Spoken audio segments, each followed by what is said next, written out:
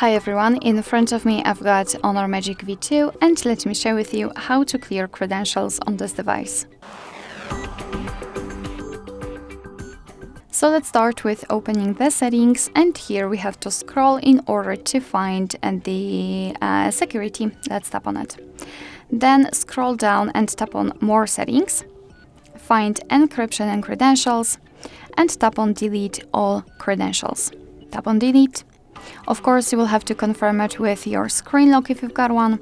And as you can see, not only we've got this information, but also this option is inactive right now, which means that we just successfully removed all saved certificates. Alright, so that will be all. Thank you so much for watching. I hope that this video was helpful, and if it was, please hit the subscribe button and leave the thumbs up.